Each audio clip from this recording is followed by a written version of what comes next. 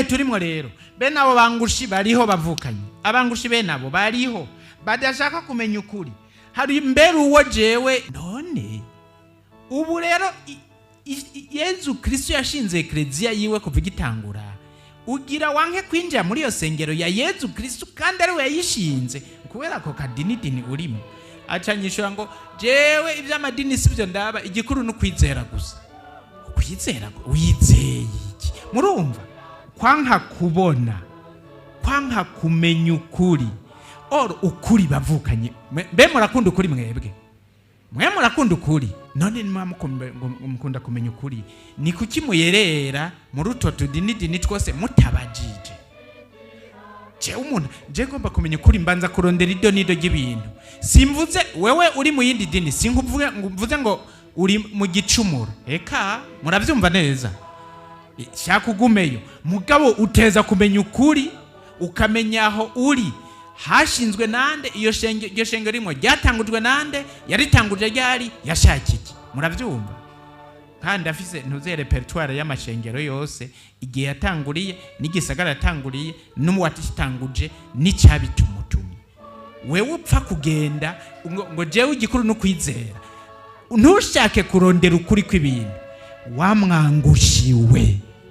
wamwangushiwe. Ibyerekeye Eklezia Gatolika ingene kuva kuri Yezu Kristo bagiye barakurikirana. Petero yasubiriwe na Anter asubirwa na Fabien Petero asubiriwe na Lino asubirwa na Crete asubirwa na Clement asubirwa hayama Fabri.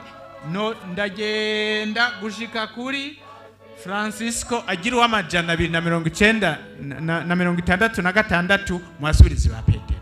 Ça c'est l'histoire.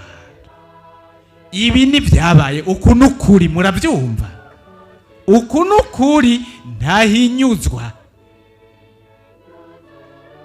Jewe ishengero ndimwo kubera ko ndi muri Katolika, jewe ububasha bwamyatiye mu busaseridoti n'ubwampaye batisimu, ndaduga ngashikira Petero nguyu kuko ndi muri eklezia Yezu Kristo yashinze yiti yiwe.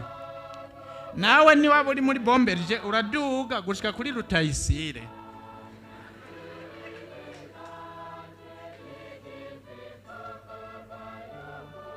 Ni waba uri muri uri mu Methodiste naho uraduga gushika kuri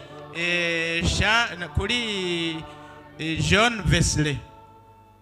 Ni waba uri umujewova naho uraduga gushika kuri Charles Taze-Russell. Uraduga wafisa hugera kuko iyo shengero rimwe urafise nyeneyo. Ça c'est la vérité. Muravyumva? Uri muri iryo shengero nsukuvuga ngo uracumuye, sukuvuga kandi ngo ntuzoja mu ijuru. Muravyumva? Mugabo ukuri n'ukuri, muravyumva neza? Ukuri n'ukuri, Yezu Kristo yarashinze eklezia yiwe, hanyuma Charles Taze-Russell arashinga abajehova biwe, hanyuma Migurumiko arashinga Migurumikwiste biwe, hanyuma nozeye Zwingli arashinga Zwingliste biwe, hanyuma Calvin arashinga Calviniste biwe. Umwe wese ni ibyiwe. Ukuri n'ukuri. Haleluya, haleluya. Imbuto ni ijambo ry'Imana, umuvye nawe ni Kristo.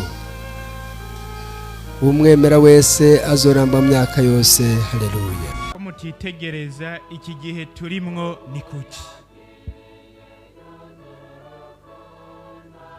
Ko mutitegereza iki gihe turimwo ni kuki?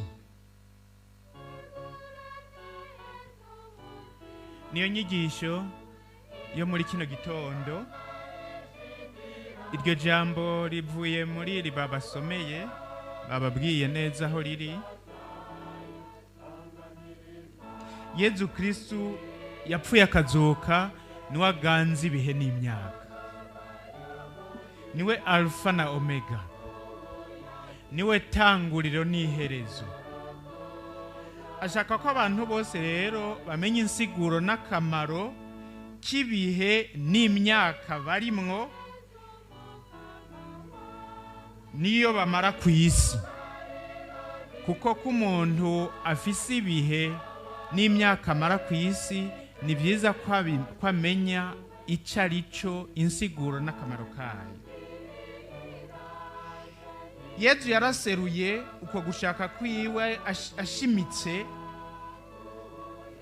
ko ashaka ko abantu bitegereza bakamenya igihe barimo, akamaro n'insiguro y'icyo gihe barimo. Nibyo nashaka rero ndabatumiriye tuzirikane dufatiye ku bintu bitatu: ubwa mbere igihe cya Yezu, ubwa kabiri inabi y'ubwangushi, ubwa gatatu umuti w'ubwangushi.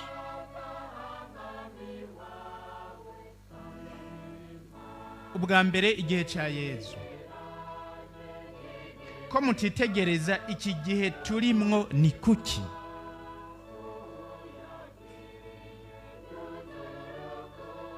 Iryo jambo rirumvisha ingene ku bwa Yezu igihe yaciwe cyari igihe gihambaye cyane. Gute? Kuki? Zirikana neza namwe murabe, ni iki gituma umunsi udasa n'uwundi kandi amasaha ari amwe? Amasaha arangana, ariko umurundi avuga ngo iminsi irasa. None ni gute iminsi itangana kandi inganya amasaha? Ni ukubera ko itangana, igituma itangana ni ukubera ibiba byabaye ku munsi bitabaye ku wundi, kubera ko umwe uba wabayemwo ikintu gihimbaye kandi gihambaye cyane, bigatuma usumba uwundi, ku buryo umunsi umwe uba umunsi usanzwe, uwundi ukaba umunsi mukuru.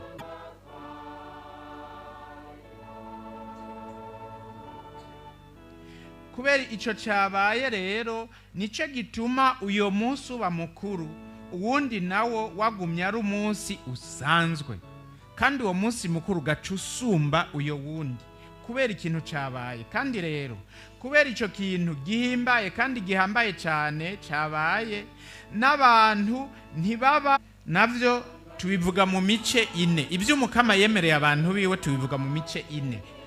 Ubwa mbere ni ukubamara inzara n'inyota, kuko Umukama arazi ko abantu bakunda kurya no kunywa.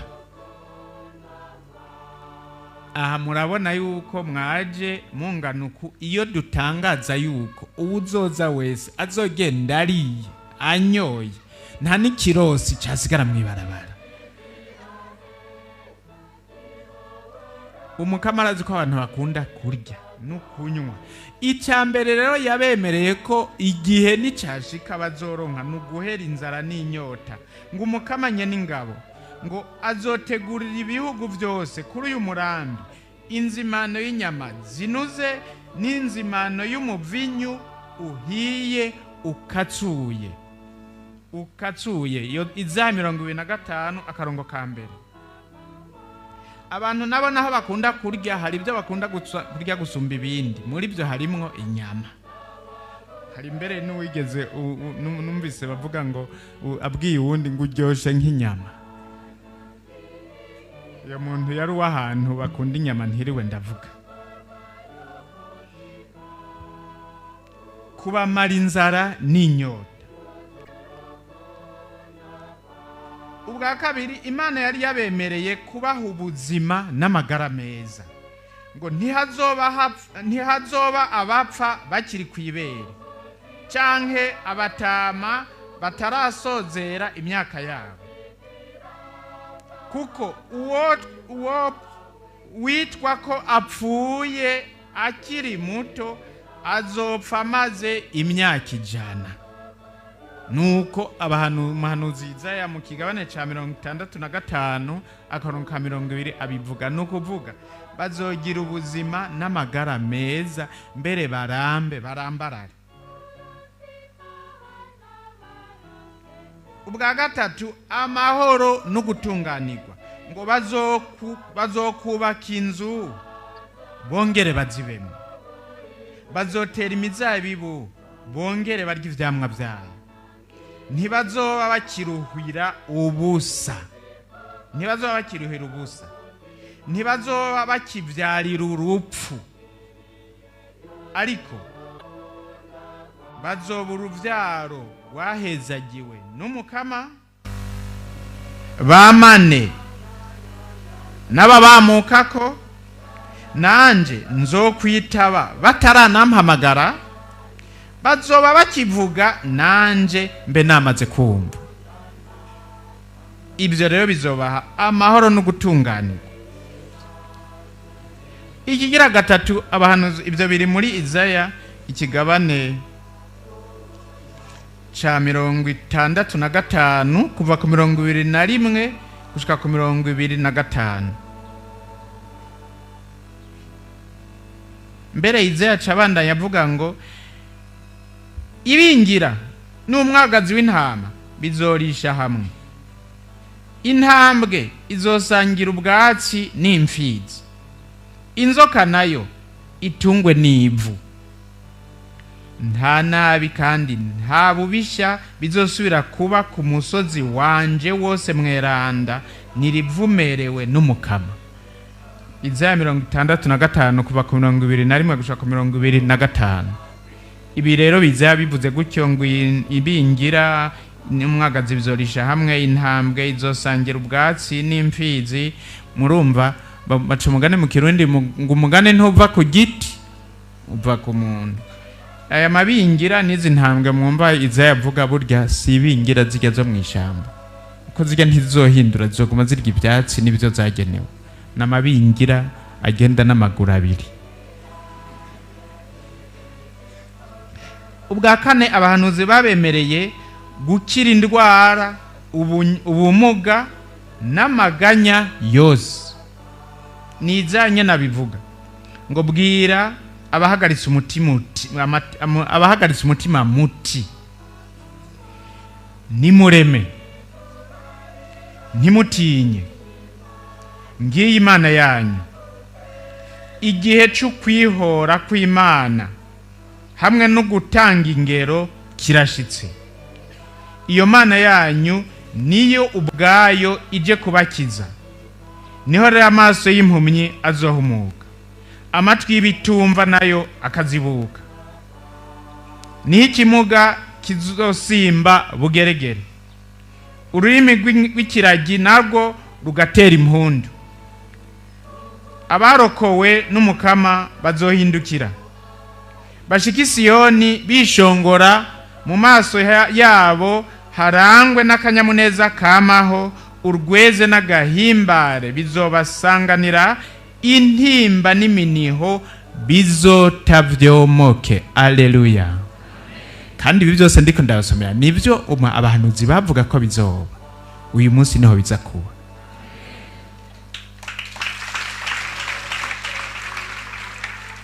Yezu mu kubaza rero ati, ko mutitegereza iki gihe turimwo ni kuki? Yagomba gukabura ubwenge bwabo, yagomba ko bakanura bakabona ko igihe barimwo ari igihe gihambaye kandi gihimbaye cyane kuri bo, kuko ari cya gihe cyabuwe n'abahanuzi. Yagomba ko babona ko ivy'Imana yemereye abantu bayo vyose atana kimwe kivuyemo, biriko biraranguka imbere yabo. Nkako Yezu Kristo w'i Nazareti yavyawe na Bikira Mariya, ni Imana yonyene, ni Imana y'ukuri iva ku Mana y'ukuri. Yaje gukiza igihugu c'Imana no kurangura ivy'Imana se yemereye abantu vyose.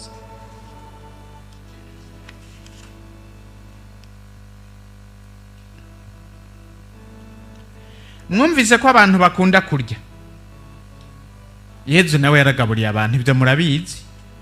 Mwumvise ko abantu bakunda kunywa, Yezu nawe yarasororeye abantu, ibyo murabizi. I Kafarnaumi abaryi bose n'abarya nk'isiha barariye gushika bageze aho bashaka birabananira barataha. Imikate kandi atari imikate nk'imwe yo kwa Triyano canke kwa Kapa, umukate ucumbwe na Yezu.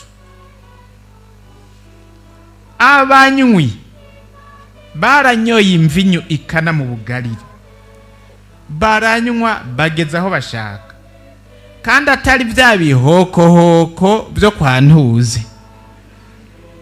Umuvinyu ukamuye neza, ukatsuye kuko waganywe n'urutoki rwa Yezu, gushikaho n'umuteretsi ngo yawusomye ko acahamagaranya ne kurongora, kuko atarazi yoyonya mu muvinyu uvuye. Bwari ubwa mbere yumva umuvinyu umeze gutya. Mama urutoke n'ugwande gantu.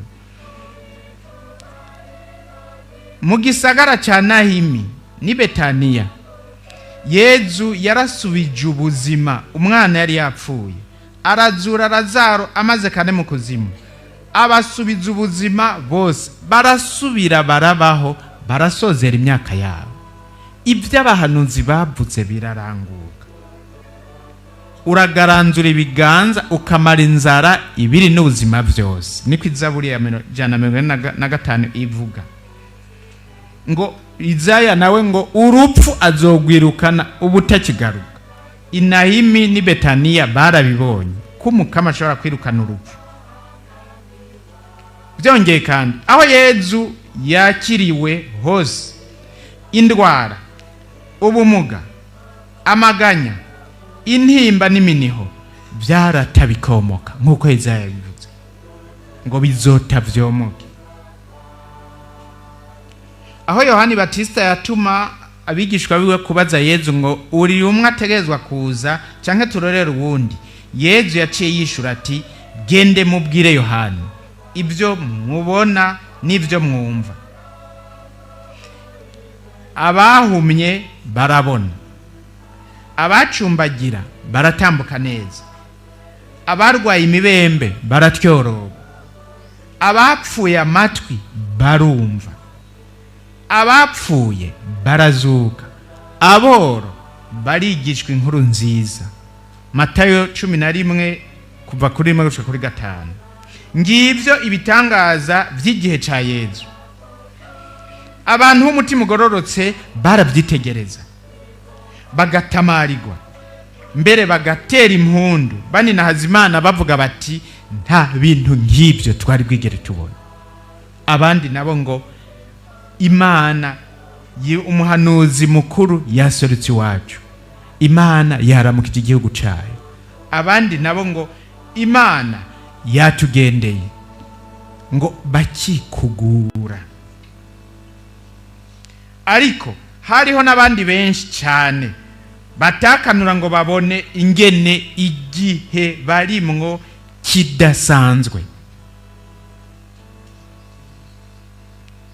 Umwanditsi w'injiri Mariko atubwira ati Yohani Batista amaze gufatwa, Yezu aja mu bugarire yigisha inkuru nziza y'Imana avuga ati igihe cyashitse kandi ubwami bw'Imana buri hafi, ni mwisubireko kandi mwemere inkuru nziza.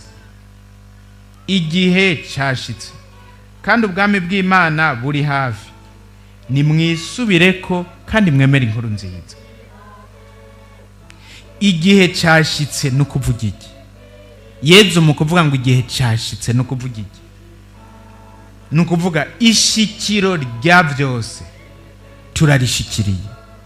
Ishikiro rya byose turarishikiriye. Itaba isonga rya nyuma ry'ibihe n'imyaka turarishikiriye. Itaba n'isonga rya nyuma ry'ibihe n'imyaka turarishikiriye. Igihe cyashitse, ngici igihe cya Yezu.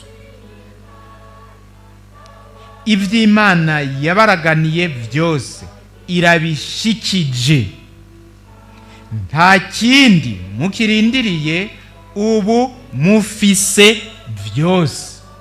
Murabyumvaga yemwe? Ubu mufise byose. ubu mufise byose. Ufite cyabuze nabivuge tumwereka haja gutora. Yego, kuko ufise Imana hari icyo ububuze.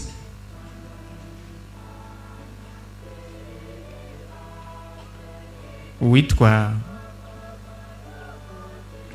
Rone Mihigo niwe yatubwiye umuntu yagiye, abagore batatu bagiye bariko baratembera babona imangazini irimwo amashenete d'or menshi n'amabrasserie d'or menshi. Batangura kuvugana iyo bohitamo. Umwe akababaza ati uwo kubwira icyo utora harya wotora ikiye? Umwe ati je notora irya brasserie d'or, uwundi notora irya chenette d'or. Uwundi nawe ati icyo ngo notora ndakikubwira turi babiri. Acambwira ati jewe ndagusabye unjane ku musore nyene irya mangazini. Je veux l'épouser. Umusore nyene irya mangazini ngomba ko twubakana, kuko niho noshigwa ko bijya byose bizoba gwanje nze ndakuranya. Haleluya.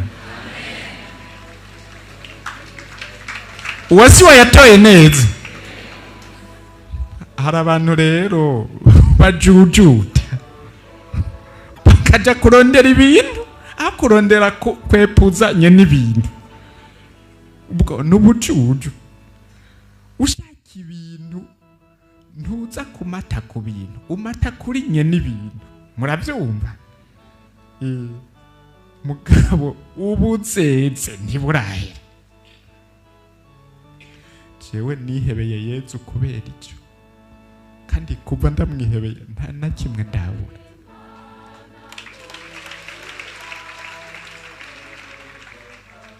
Ufise Imana afise byose.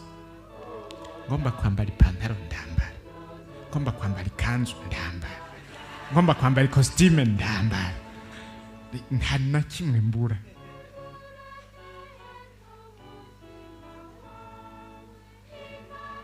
Yezu mukubwira rero abantu ngo igihe cyashitse, agomba kubabwira ko ishikiro rya byose ryashitse, ko ivy'Imana yabaraganiye byose muri we yabishikije, nta kindi mukirindiriye. Ubu mufise byose, ubu mufise byose.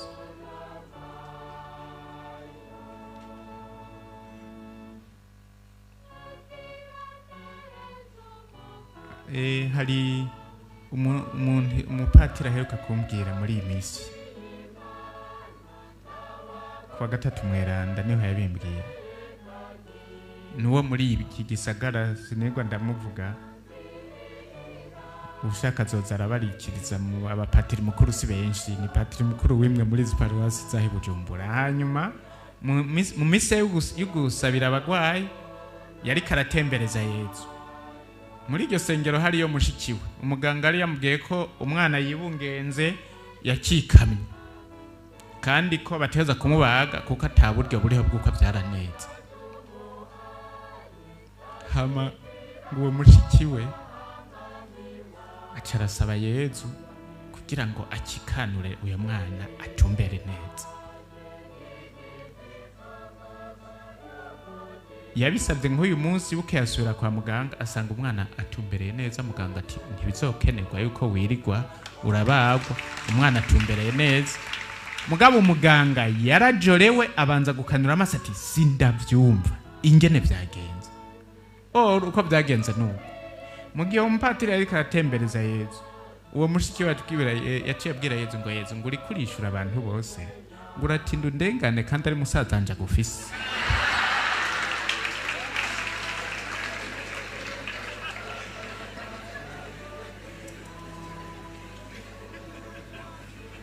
Nanje ndabe ko wishura abandi bose, jewe unsige kandi ari musaza anje kagutembereza. Ibyo bintu je nanje ndabirabe. Yezu yaciye abikora aho nyene.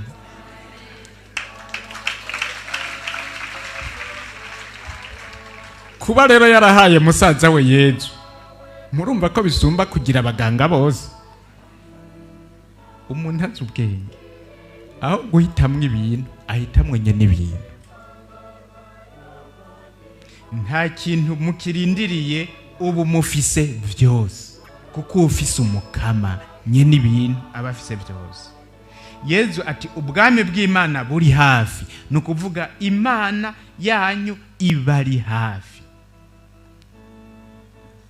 Kukaba nkako kubera igihagararo ca Yezu Kristo n'ijambo ryiwe, ibyo abantu bipfuza vyose baca babironga. Nta nzara, nta nyota, nta ndwara, nta maganya, nta bwoba, nta rupfu. Ibyo byose byarataye biromoka kubera igihagararo ca Yezu Kristo n'ijambo ryiwe.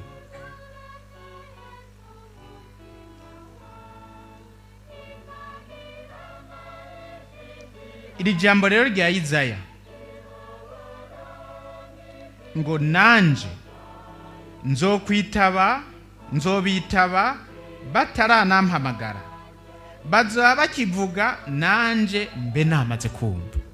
Iri jambo ubu muri Yezu Kristo niho ryarangutse, mu gihe ca Yezu Kristo. Ababizi nabaza kubwira Yezu, muribuka ko arabaza kumubwira ngo ibintu bimeze ukuntu kunuko. Uwitwa Yayiro yaje kumbwira ngo akigeme kanje n'ubukaba kacikanye, nuzuka nyuikiye ko ibiganza gakire ntigapfe. Yezu acaragenda, bazoba bakivuga mbe namvise. Yezu acaragenda. Nibindi turaza kubigaruka ko mugabo igihe carashitse. Iryo jambo rya Yezu ryararangutse rero. Mu maso yabo bose Yezu yagendera. Ndabaho turero tumwe tumwe. Abamutabaza, muribuka witwa Bartime. Muribuka witwa Bartime. Yampumye ari ku nzira isemerera. Yavuga ngo iki? Mwana wa Dawudi ngirira ikigongo. Yezu ati mwakure, wipfuza ko no kugirira iki? Nawe ati mukama ntabara mbona. Yezu ati bona igihe carashitse. Bona buno nyene carabona ngo acagendanira Yezu. Abamwakira baca baronka ibyo bakeneye byose. Yezu ngo yaragiye baramwakira kwa Simoni. Nawe kwa Simoni ngo yaramerewe gute? Nawe kwa Simoni yaramerewe gute? Yaragwaye inyonga. Yezu ashitse ngo baca baramuvugira. Babaye bakivuga Yezu abayumvise. Ngo aca mufata ukuboko aramuhagurutsa. Ngo ubwo nyene inyonka ikirakira, ngo acaja mu byo kubaza Imana. Abamuhamagara mwabumvise, abamwakira hari rero n'abamukorako. Abamukorako mbere bakabigira biyumvira ko atanabimenya. Muri bo harimo umugore yaragwaye iki? Mugongo. Ngo aca inyuma, ngo yibwira ngo ninahigwa ngakora no kubuyonga bwiwe ncankira. Aramukorako. Ngo ubwo nyene ingwara icurayonga. Yezu arahindukira. Ninda nkoze kumpuzu, ninda nkoze kumpuzu, ninda nkoze kumpuzu. Abigishwa ati ubu nisengero kibandanira ko bose bagukozeko. Mugabo Yezu arabandanya, ninda nkoze kumpuzu, kuko yarazi bose ntibamukozeko, baramwitsitseko. Kuko kwitsita kuri Yezu kamugwako baguhenuye no kuja kumukorako kugira ngo ukire biratandukanye. Wa mugore yatevye araza ngo nubwo bwinshi arapfukama ariganira Yezu byabaye byose. Yezu araguma haramwiganira imyaka 12 ngo aramwiganira. Abaganga yagiyeko, abapfumu yagiyeko, abapfumukazi yagiyeko, abaragura yagiyeko, aberekwa yagiyeko, abo mu byumba by'amabombi yagiyeko, aradondagura gushika naho na wa mwana bari yarahagurutse agiye kuraba ngo acikana. Abantu baravimuhira barinda barashika akiri kageraye kuti uyo mugore. Murazi kugereye kuti umugore ku bintu by'imyaka 12 bashika babwira Yayiro ngo ntiwigura zembagirizo buso umwigisha umwana yacikanye. bari bibwiriye Yayiro rya jambo ngo bazoba bakivuga mbe nabumvise. Yezu abayumvise. Bazoba bakivuga mbe nabumvise. Yezu abayavyumvise. Acarahindukira abwira baranza kureka wa mugore. Abwira Yayiro. Kuko Yayiro murumva amubwira ati ntiwigura zembagiza ubu umwigisha. Umwana yacikanye. Yezu yarazi ko Yayiro acagenda nishavu nakara. Namuhamagara nkakuzakiri kare. None mbere yari gucashavurira uyo mugore. Rugupfururaho yamutebeje. Yezu acarahinduka amubwira ati ntusimbwe n'umutima. Emera gusa. Acarahindukira abandanya ekuti. Gushikira hera. Acabwira wa mugore ati kwemera kwawe kwakwije mwana anje igira amahoro kandi ukira ubunga bwawe bwose. Acarabandanya no kwa Yayiro. Ashitse asanga ngo abantu bavuza induru n'abarira n'abikubita hasi n'iki ngo iyo nduru nayo marira ni ivyiki. Kuki igihe cyashitse ko ndahari ntaco mubura. Umwana ntiyapfuye yasinziriye kuko kuva Yezu aje abantu ntitugipfa turasinzira. Alleluia. Acarinjira afata wa mwana ngo abimubwiye ngo talita kum. Nukuvuga ndagutegetse wa mwigeme haguruka. Urunyana acara haguruka. Bacara mubaha abategeka no kumugaburira. Baca mu isahani yindya arabyahira. Kukiwe yaravuye.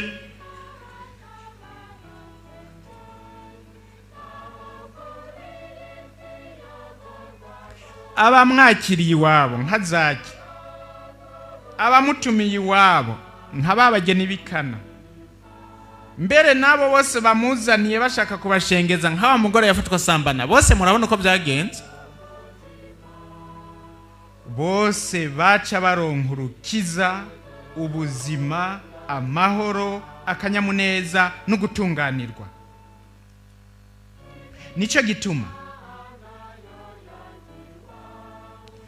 umunsi umwe Yezu yabwiye abigishwa biwe ati harahiriwe amaso abona ivyo mubona. Kuko nukuri ndabibabwiye abahanuzi n'abami benshi barashatse kubona ivyo mubona ntibabibona no kumva ivyo mwumva ariko ntibavyumva. Arahiriwe kuki Yezu yavuga uko kukazi neza ko amaza yiwe igihagararo ciwe ijambo ryiwe rituma abantu baronka ivyo byose bakeneye.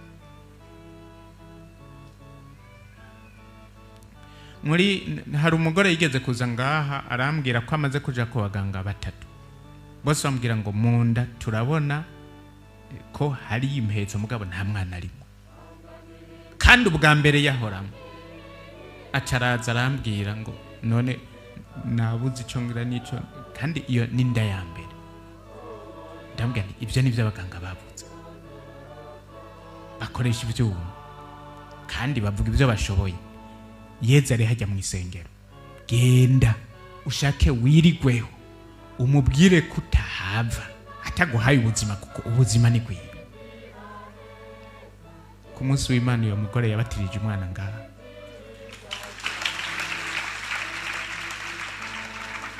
Yaragiye mu isengero yirigwayo.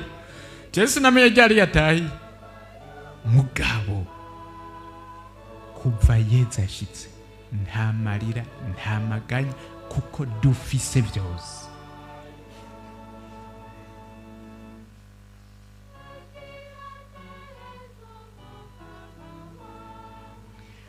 Niho burarera bavuga ngo wewe patiri ngo abo bayahudi bo barahiriwe ko none ko Yezu babanye twe tuzomukura he? Tuzomushikira dute? Mu kwigira umuntu mu mbanyi ya Bikira Mariya akavuka agakuri Nazareti akababara agapfa agahambwa akazuka ku munsi ugira gatatu.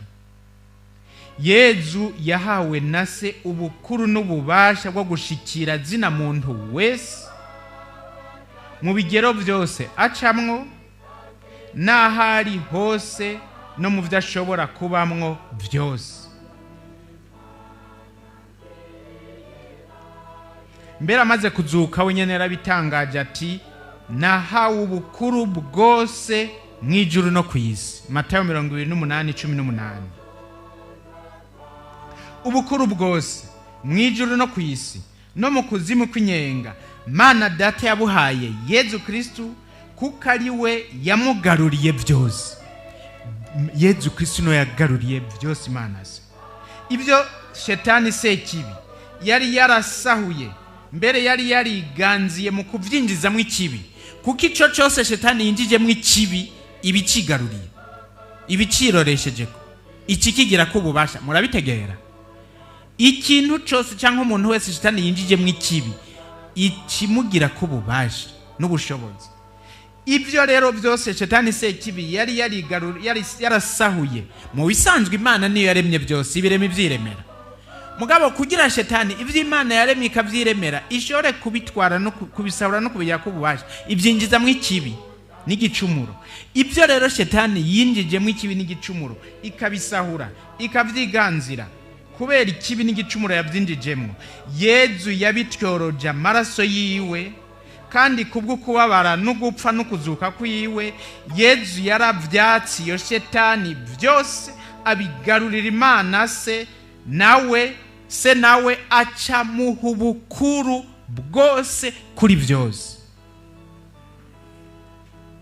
Niho umukama tumuninahaza turi kumwe n'uwanditse igitabo c'ivyahishuwe ngo birabereye Mukama Mana yacu guhabwa ubuninahazwa. Birakubereye Mukama Mana yacu guhabwa ubuninahazwa, icubahiro n'ububasha, nkako warishwe. Tu as été immolé. Kumwe bagira umwagazi, murabibona? Warishwe ucungurira Imana mu maraso yawe abantu bo mu miryango yose, bo mu ndimi zose, bo mu bihugu byose no mu makungu yose. Ubagirira Imana yacu ubwami bw'abahereza nkuka, kandi bazoganzisa kubera amaraso yiwe, kubera ukubabara, ugupfa no kuzuka kwiwe. Yezu Kristu yagaruriye byose ku Mana, byose yarabigaruriye ku Mana, byose atana kimwe kivuyemo, ahereye ku muntu. Nicyo gituma yabanje kwigira umuntu, ahera ku muntu aramugarurira ku Mana se, acaramugarurira ibindi byose, ikirere, isi n'ukuzimu n'ibiriyo byose Yezu yarabigaruriye. Nicyo gituma ashima kubambwa ku musaraba. Murabona ko umusaraba ugarura byose. Ibyo mu ijuru urabijamo, ibyo ku isi urabigwa mu nda byose, ibyo kuzimu ubishinzemwo byose, ku buryo mu ijuru, ku isi no mu kuzimu, ibubamfu, iburyo, iburaruko, ubumanuko, ubuseruko, uburengero, byose kubw'amaraso yiwe, ukubabara no gupfa kuwe ku musaraba, byose yarabigarurira Imana se. Ubu byose vyegukiye Imana se. Imana se nayo kubera ko abigaruriye ikimuha ubukuru kuri byose. Tegera neza rero muvukanyi ko uri mu bihe bya Yezu, turi mu gihe cya Yezu. Ibyo yarangura mu gihugu c'abayuda kuva hawe na se ubukuru hose no kucitwa ikiremwa cyose, Yezu arabirangura muri iki gihe iwacu. Arabirangura muri iki gihe iwacu.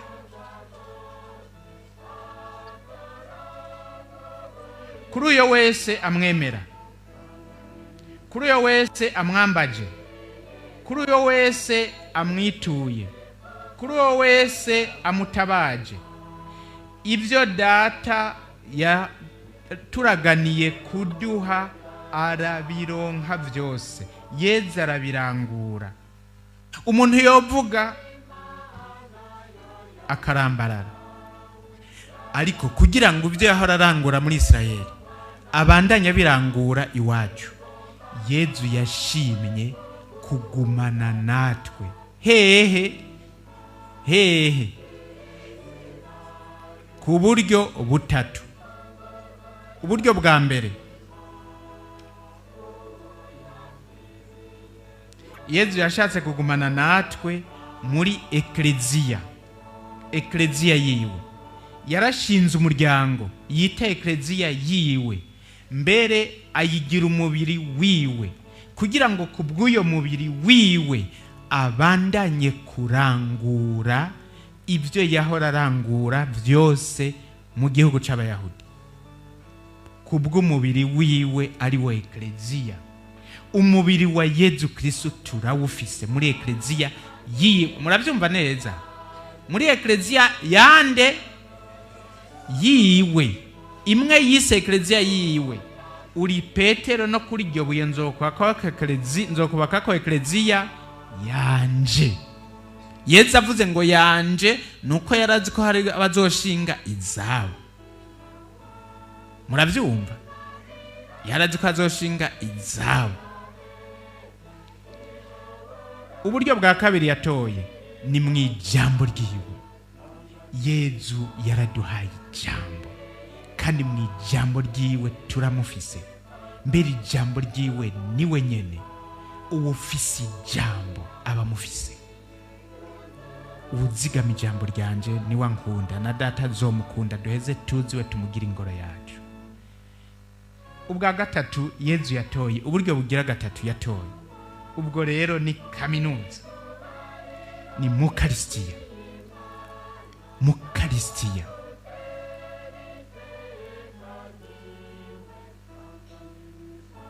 aho Yezu Kristo ari, nk'uko ari mu ijuru niko ari mukarisitiya, uretse ko yashimye kubihisha ku buryo tutabonesha amaso. Ariko ibyo tureka kubona amashetani yo yarayibona, kuko yoyo amashetani sont des anges. Muri 2006 iyi hangare yari kiri hariya hirya, duhejeje kugira iminsi y'abagwaye, ncandazana Yezu ntaranegera n'isengero. Umukobwa bari bajanye asazwa n'amashetani, acatangura kuvuza induru ngo yo, ngo he barazanye wa mugabo adukarira, barazanye wa mugabo adukarira, barazanye wa mugabo adukarira. Vuga ngo wa mugabo ko shetani nishobora kuvuga izina Yezu. Muravyumva? Nanje ndavyumva nkiri kure, nca ndamunyarukana.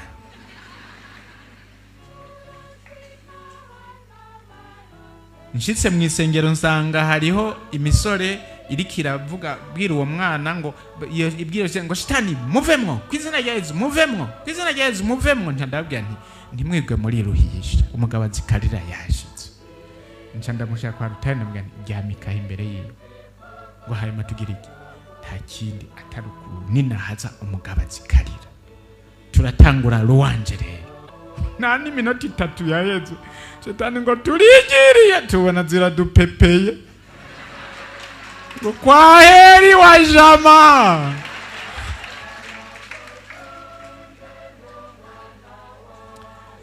N'ubu uyo mwana w'umwigeme aridegembye.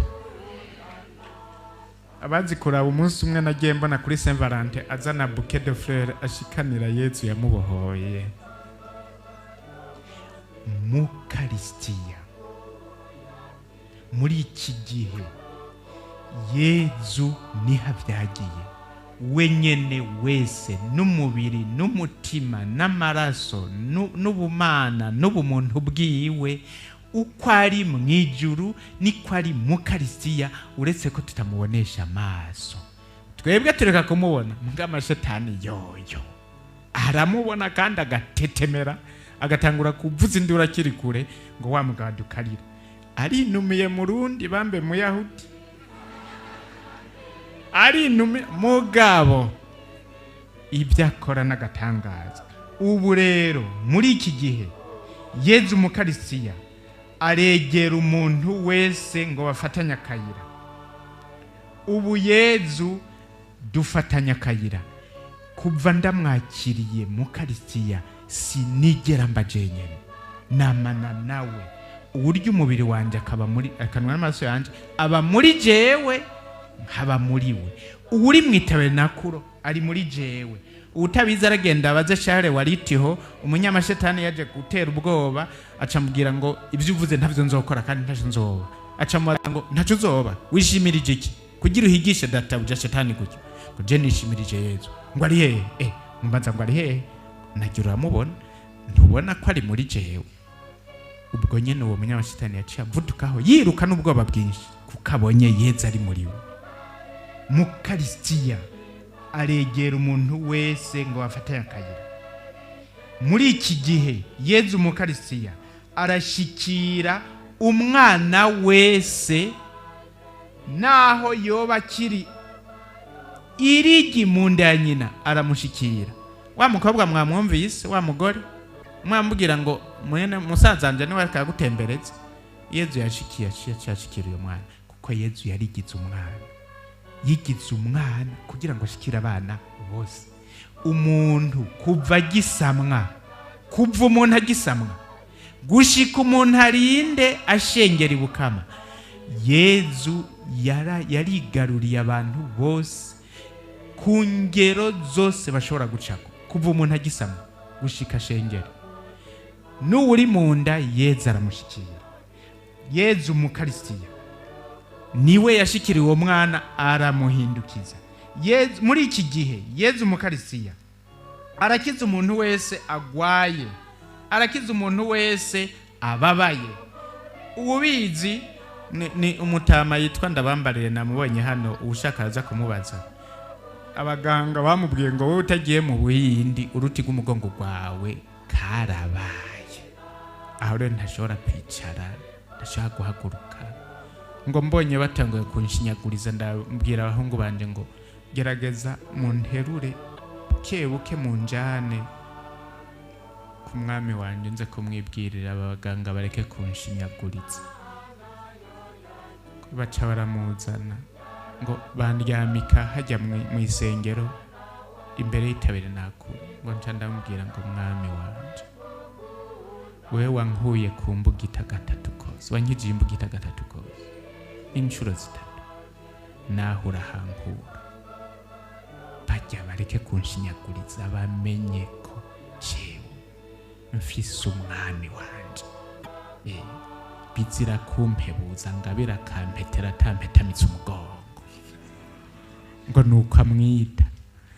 Yabaye agiheza kubivuga ngo yumva ikintu kimugutuye, buno nyene acarahaguruka. Babahungu baza bariruka kumufata ngo havagwa ati oya reka, bizira kumpebuza arampagurukiye.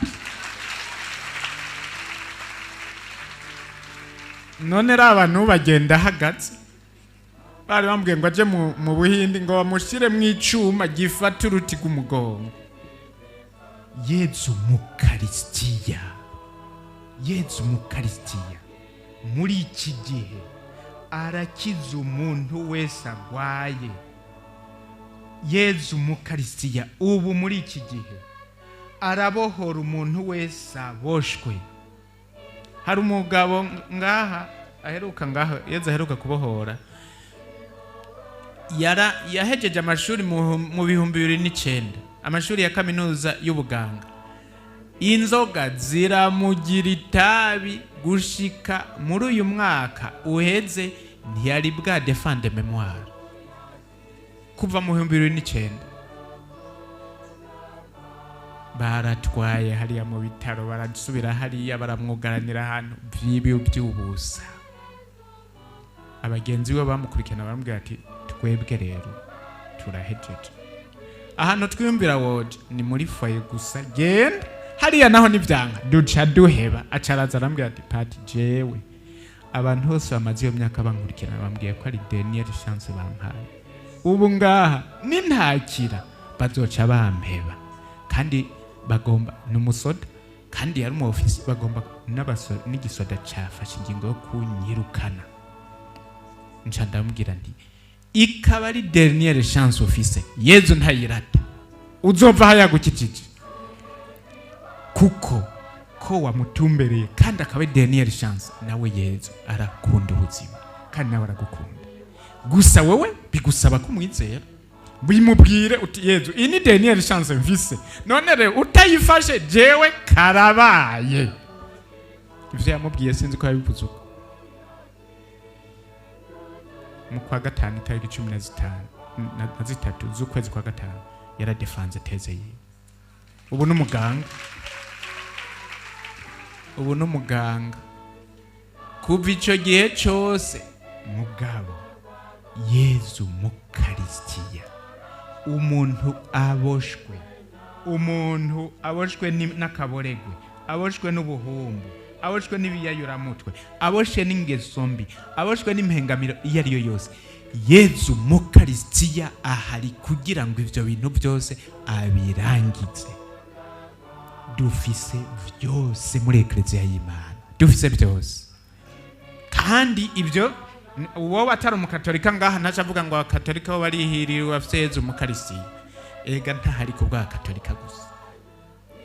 Ntimurumva ko tuvuga ngo amaraso y'isezerano rishasha aza guseseka ku bwanyu no ku bwa benshi. Abo benshi ni bande? Ababatiste, ababrahamaniste, ababutiste, abashentoiste, abamigurumikwiste, abazwingliste, abayisilamu. Abo bose turabahereza iyo nkuga bose.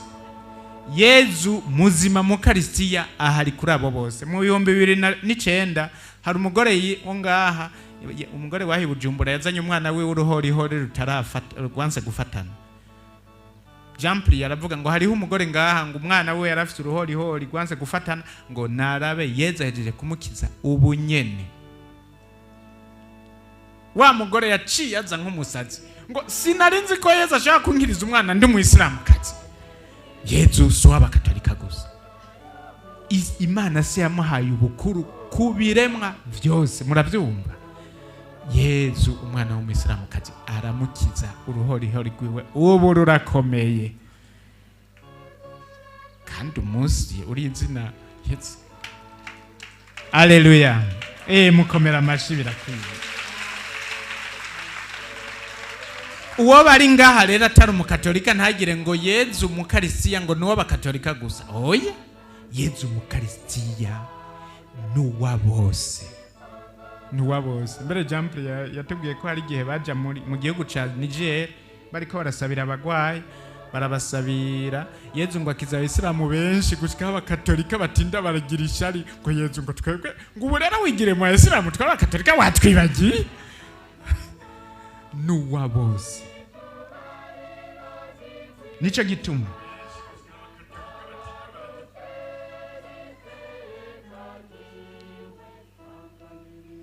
gituma iri jambo ryiwe ngo igihe cyashitse kandi ubwami bw'Imana buri hafi, ni iry'ukuri kandi ni ry'uyu munsi. Igihe cyashitse, igihe cya Yezu Kristo cyarashitse kandi uyu munsi cyashitse. Turi mu gihe cya Yezu Kristo.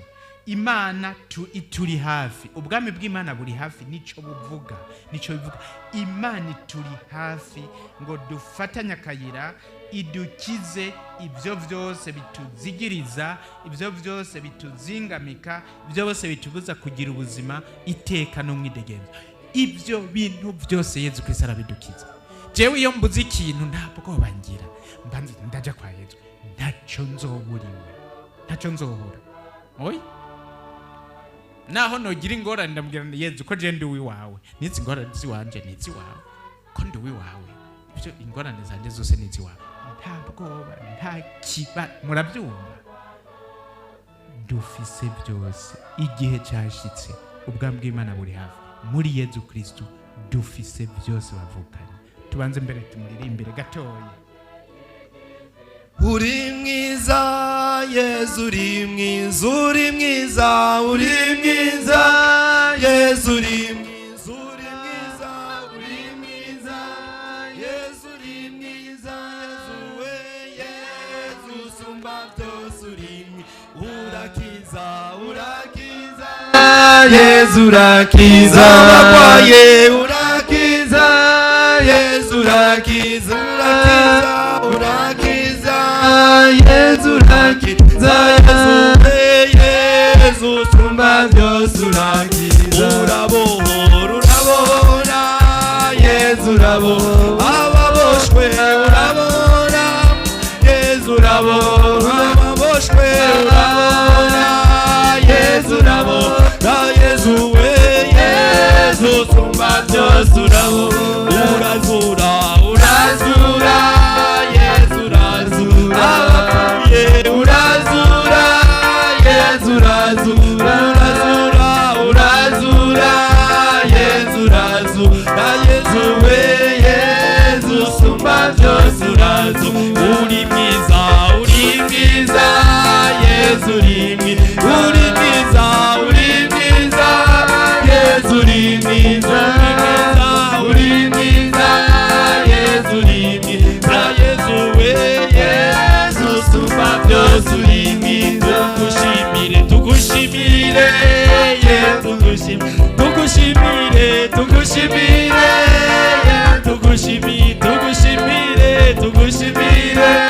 Yezu tugushimire Yezu we Yezu usumba byose uri mwiza. Aleluya. Gloriosa ngo arafise intahe yagomba gushinga, ndamuhaye iminota 3.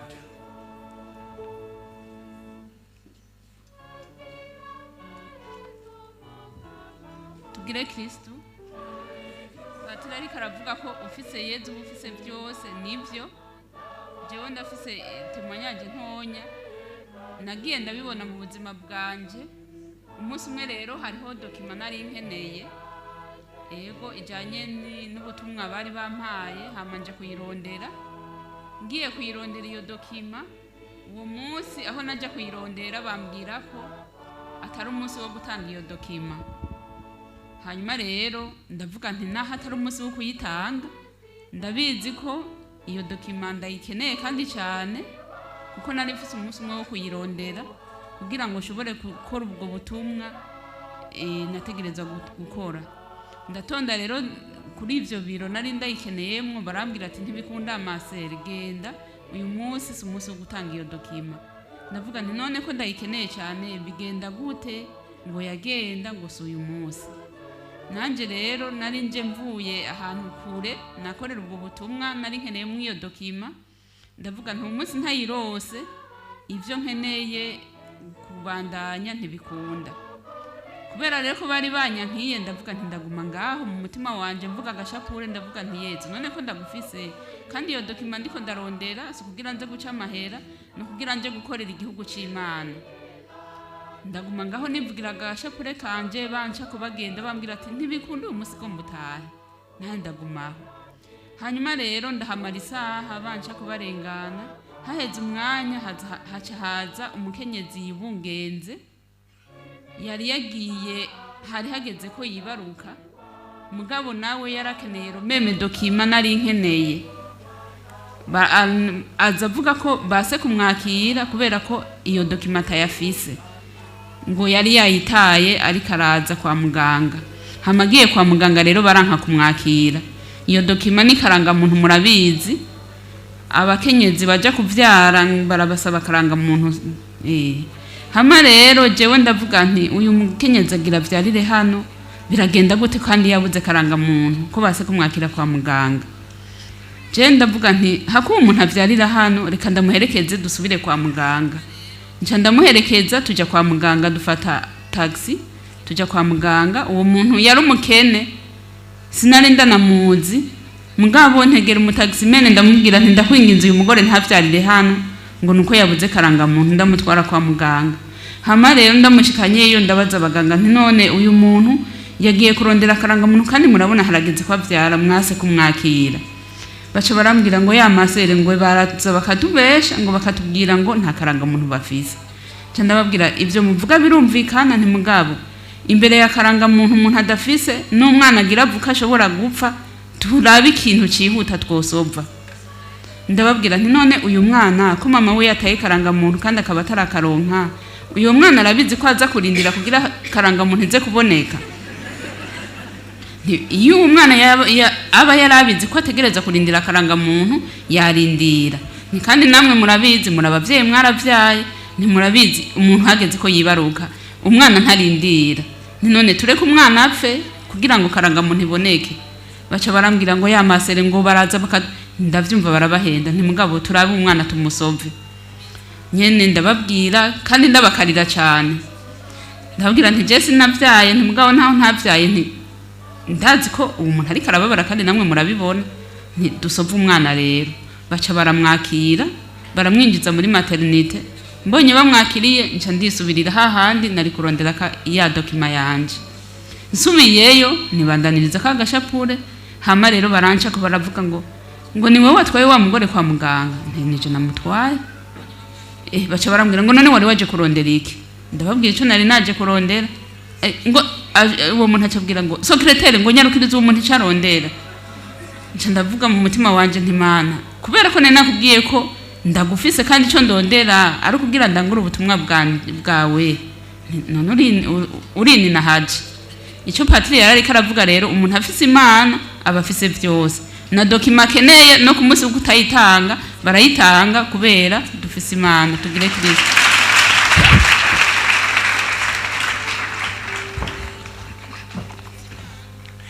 Ni vyiza rero ko umuntu atarakira Yezu mu buzima bwiwe no mu mutima we uyu munsi amwakira akamwugururira ubuzima bwiwe akamwugururira umuryango wiwe akamubwira ati Yezu ubu rero jewe ndakwakiriye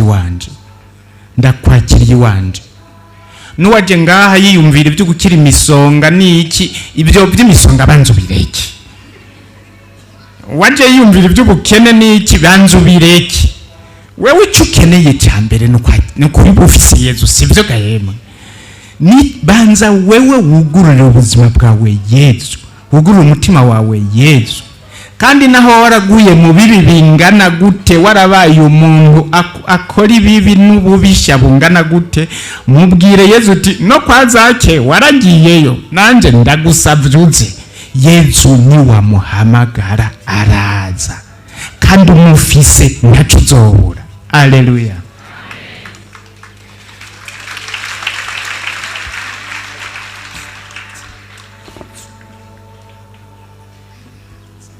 Ingingo ya kabiri, inabi y'ubwangushi. Yezu araheza abwira ishengero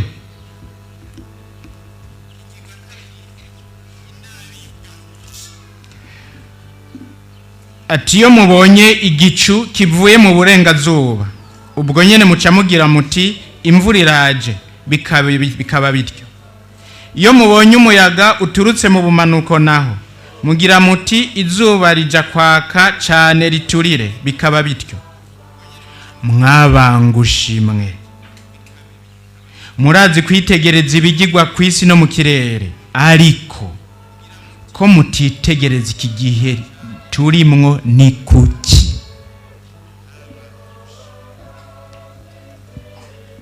Birabereye ko twakira ikibazo ca Yezu. Titegereza iki gihe turimwo ni kuki? Tucakire kandi twisuzume vy'ukuri, kuko turumva ko Yezu yanakibajije afise akababaro. Kandi nkako abantu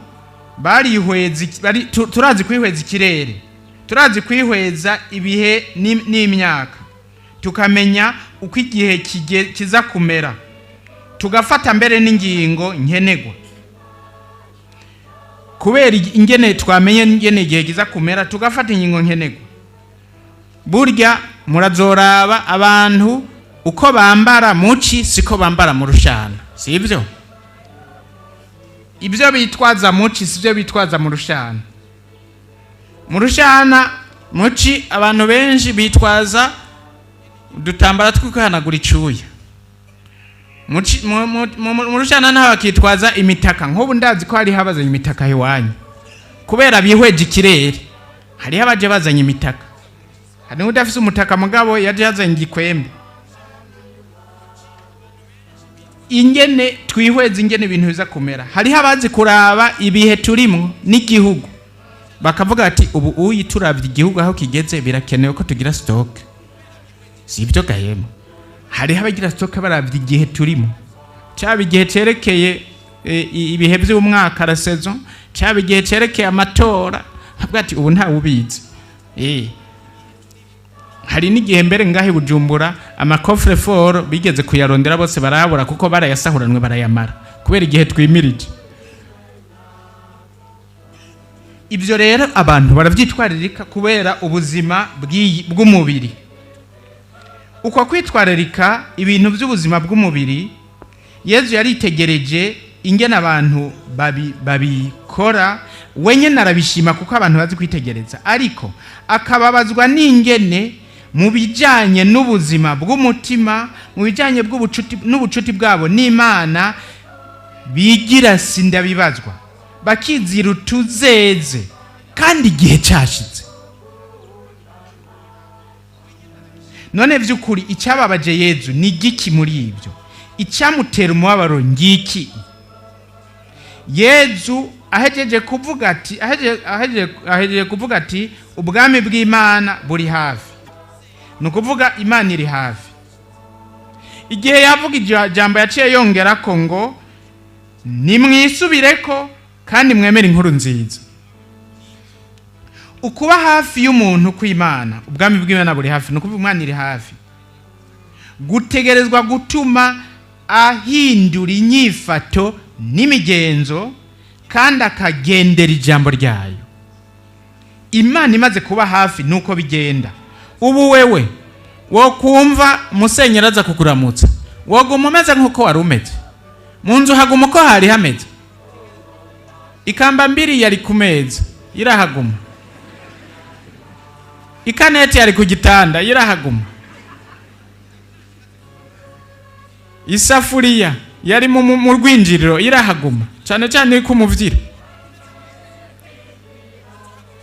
Yezu amaze kuvuga ati ubwami bw'Imana buri hafi, ni ukuvuga Imana ibari hafi, yitega ko uko kutuba hafi kw'Imana bica bihindura ibintu, bica bizana rero ukwisubirako n'ukwemera ijambo ryayo.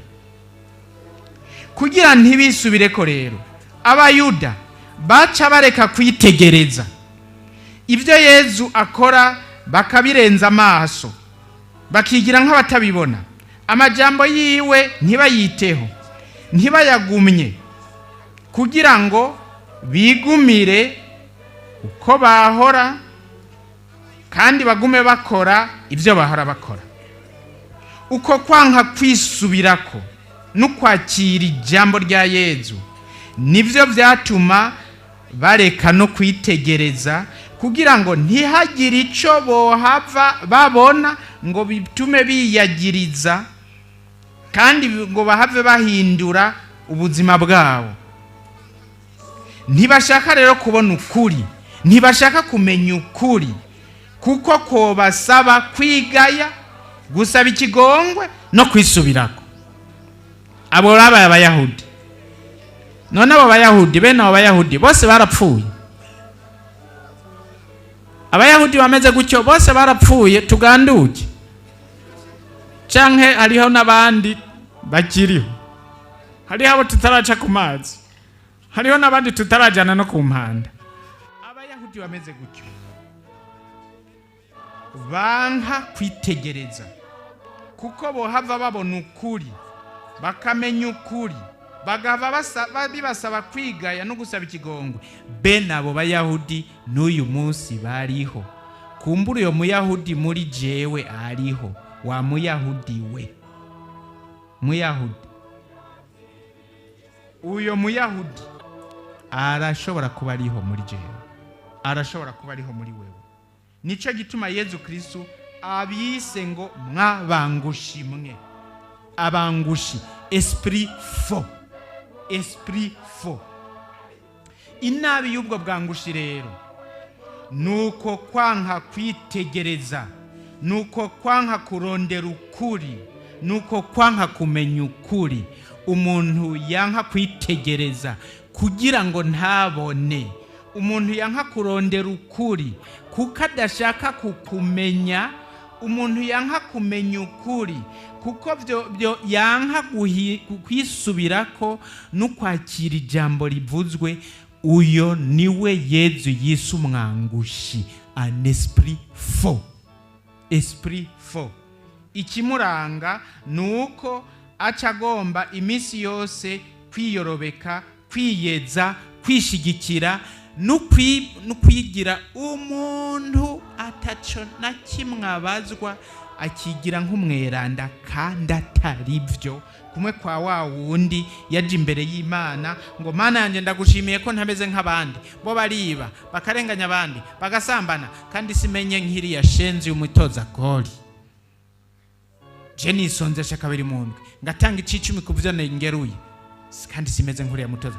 Uyo c'est un esprit faux, esprit faux. Yezu rero ikimubabaje gose byitumye avuga afise akababaro nuko nuwo mutima ukwanka kurondera ukuri, ukwanka kumenya ukuri, bituma umuntu yanka kwitegereza ngo abone kandi igihe cyashitse. Muri bihe turimo rero bene abo bangushi bariho bavukanye, abangushi bene abo bariho badashaka kumenya ukuri. Hari mbere uwo jewe nigeze kuza ntuzeye umugabo wiwe yaje kumbwira ngo jewe umugore wanje yanse ko tugira ubugeni ngo kuko ngo ntashaka kwinjira mu isengero y'abakatolika. Ndamuhamagara ndamubwira none ga wa mugabo, jewe idini urimwo singusavye ngo uyivemo, mugabo nashaka kukubwira amamuko yayo. Ndamudondorera idini yatanguwe na naka ivamwe inaka ivamwe yena gushika mu yuri mu uyu munsi. None kwiyo dini yatanguye ejo bundi ukabuzi no wayitanguye. None ubu rero Yezu Kristo yashinze eklezia yiwe kuva igitangura, ugira wanke kwinjira muri iyo sengero ya Yezu Kristo kandi ari we yayishinze kubera ko kadini urimo. Acanyishura ngo jewe ivy'amadini sibyo ndaba, igikuru no kwizera gusa. Kwizera uyizeye iki? Murumva kwanka kubona, kwanka kumenya ukuri. Oro ukuri bavukanye be murakunda ukuri mwebwe, mwe murakunda ukuri. Dufate ko ibyo muvuze ari byo. None mukunda kumenya ukuri, ni kuki muyerera muri utwo tudini twose mutabajije? Je umuntu je gomba kumenya ukuri mbanza kurondera idonido ry'ibintu. Simvuze wewe uri mu yindi dini, sinkuvuze ngo uri mu gicumuro. Eka muravyumva neza. Shaka ugumeyo mugabo uteza kumenya ukuri, ukamenya aho uri hashinzwe nande, iyo shenge rimwe ryatangujwe nande, yaritanguje ryari, yashakiki. Muravyumva? Kandi afise ntuze repertoire y'amashengero yose igihe yatanguriye n'igisagara yatanguriye n'umuwatitanguje n'icyabitumutumye. Wewe upfa kugenda ngo jewe igikuru no kwizera, ntushake kurondera ukuri kw'ibintu. Wamwangushiwe iby'ikirere urazi kuvyitegereza. Iyo haza kugwa imvura ukabimenya ugatwara umutaka, iyo haza kwaka izuba ukabimenya ukiyambara aga t-shirt n'akajipe leger. Ni kuki ukuri kwerekeye iby'umutima n'ibyo kwerekeye kwemera n'amadini byo udashaka kubirondera mu vyerekeye ibyo ni vyerekeye ndabereke bavukanye.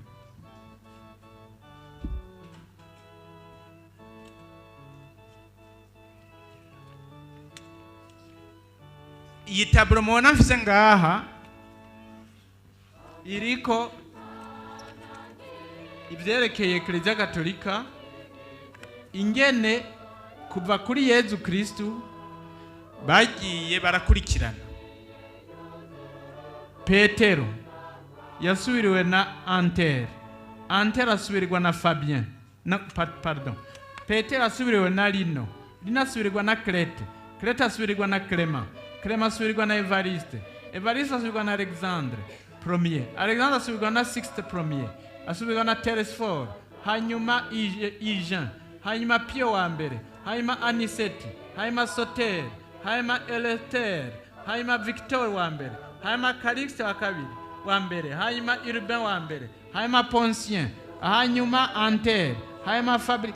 No ndagenda gushika kuri Francisco agira w'amajana 290 na 66 mwasubirizi wa Petero. Ça c'est l'histoire. Ibi ni byabaye uku n'ukuri, murabyumva? Uku n'ukuri ntahinyuzwa.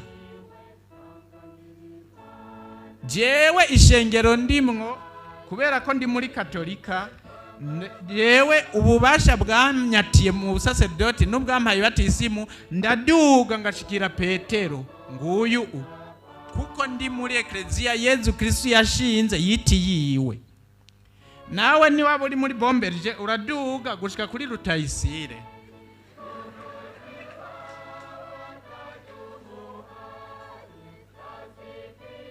Niba uri muri uri mu Methodiste naho uraduga gushika kuri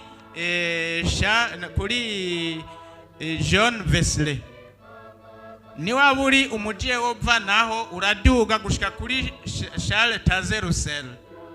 Uraduga wafisa aho ugera kuko iyo shengero bimwe urafise nyeneyo. Ça c'est la vérité. Muravyumva? Uri muri iryo shengero nsukuvuga ngo uracumuye. Sukuvuga kandi ngo ntuzoja mu ijuru. Muravyumva? Mugabo ukuri n'ukuri muravyumva neza. Ukuri n'ukuri Yezu Kristo yarashinze ekleziya yiwe. Hanyuma Charles Taze Russell arashinga abajehova biwe. Hanyuma Migurumiko arashinga Migurumikwiste biwe. Hanyuma nozeye Zwingli arashinga Zwingliste biwe. Hanyuma Calvin arashinga Calviniste biwe. Umwe wese n'ivyiwe. Ukuri n'ukuri mwabangushimwe. Iby'ikirere n'ibihe murazi kubiraba. Ni kuki mudashaka kumenya ukuri no kurondera ukuri? Rondera ukuri, menya ukuri, ushaka ukureke kugukurikira mugabo wakumenya. Murabyumva? Ukuri nako gufatira ku byabaye.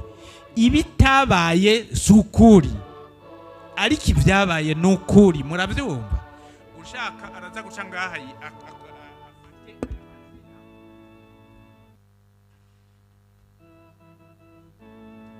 ushaka araza kuza fotore yitwara ayo mazina aze kubwira abangushi bose badashaka kumenya ukuri mu vyerekeye amabwizwa y'Imana. Imana yarashinze amabwirizwa kandi amabwizwa niyo buzima. Mugabo abangushi bigisha yuko ushobora kurenga amabwizwa udacumuye.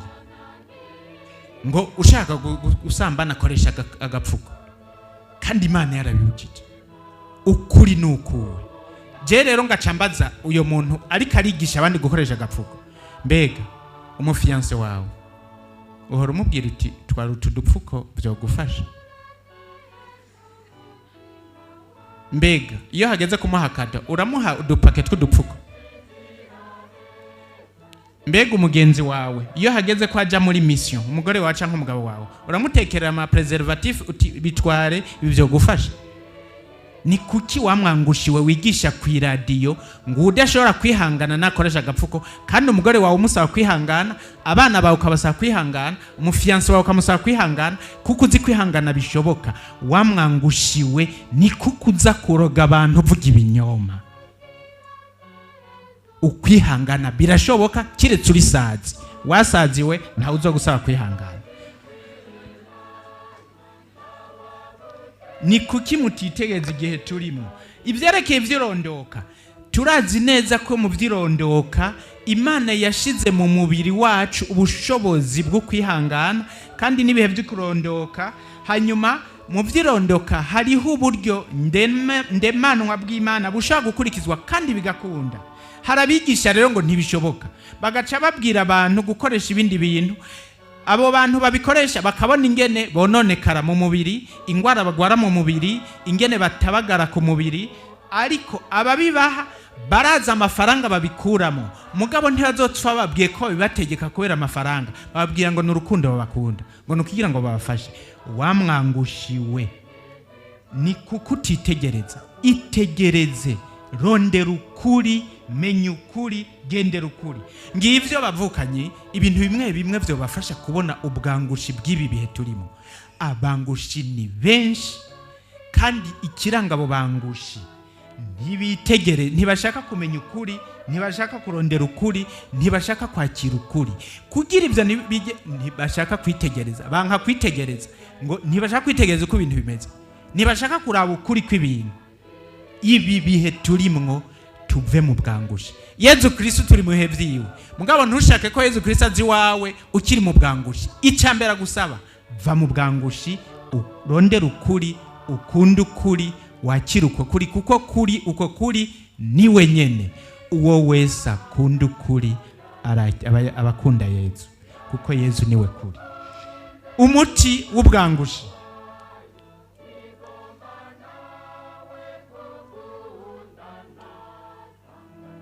Umuti w'ubwangushi uwa mbere ni umuti w'ubwangushi ni ijambo ry'Imana. Wewe ushaka gukira ubwangushi, soma ijambo, zirikana ijambo, zigama ijambo, kuko ijambo ry'Imana niryo kuri. Ijambo ry'Imana n'ukuri gushitse gushimitse, ritumurikira, rigadukura mu mwijima, rikatwinjiza mu muco w'agatangaza. Umuti wa kabiri, hanuza. Hanuza abagusumvya ubumenyi n'imyaka. Abagusumvya ubumenyi n'imyaka bahanuze. Abanonosoye n'abigishijwe bahanuze. Muri Deutéronome dusoma ngo interroge ton père, il t'instruira. Baza so azokwigisha. Muri ekleziya yacu rero, nk'ubu jewe ngomba kubaza umuvyeyi, mbaza musenyeri. Musenyeri, iki kintu no kigira gute? Iki kintu ekleziya ikivuga baza, hanuza. Yanka kuzimira irabira. Hanuza. Ijambo ry'Imana utaritegera, wumvise ryagusize, hanuza. Hariho abaryize, barinonosoye, kandi barisoma atari bimwe byo kugira ngo jewe mutima yambwiye, kuko hariho abavuga ngo mutima yambwiye ari we yibwiye. Ngo mutima yambwiye yakubwiye iki? Ari we yibwiye, kandi wone yibwira ivy'ubwangushi gusa. Mutima yakubwiye. Hanuza. Hanuza. Abo duhanuza ni bande? Ni guhera kuri aba papa n'abepiskopi n'abasaseridoti, abo Yezu Kristo yatiye ngo bayobore igihugu cyabo. Umuti wa gatatu, senga. Kuko umuntu asenga, murumva je mvuze gusenga, simvuze kubaragura ibisabisho. Murumva kuko umuntu ashaka kubaragura ibisabisho byinshi atasenze. Senga, kuko umuntu yinjira mu gisabisho c'imva mutima, niko yiyugurira umuco wa mutima. Mutima mweranda nawe uwumurikiwe nawe ntazimira. Ubwa kane, habwa amasakaramentu. Habwa amasakaramentu, kuko uko wakira amasakaramentu niko uronka ubuzima bw'Imana. Ubwo buzima bw'Imana nabwo ni mutima.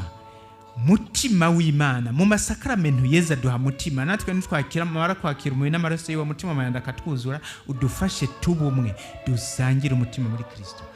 Ibyo bintu bine ni umuti w'ubwangushi. Ubyihambirira ko ntazogwa mu bwangushi, ahubwo ari muri bamwe bamanina Hazimana ngo kuko wadukuye mu mwijima ukaduhamagarira mu muco wawe w'agatangaza.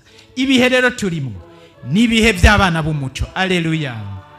Kandi Yezu aje ngo tuba abana b'umuco. Alleluya. Ubwangushi mu busige ngaha mwitahire tuzobukubura. Umwe wese atahe ari umwana w'umuco, umwana w'ukuri. Tugire Kristo. Nyagasani umwe, Kiliziya imwe, ukwemera kumwe, ibatisimu imwe, Imana imwe, ni nayo muvyeyi. Nyagasani Yezu waratwigaruriye, utugira kubumwe kw'abana b'Imana. Nyagasani umwe, Kiliziya imwe, ukwemera kumwe, ibatisimu imwe, Imana imwe,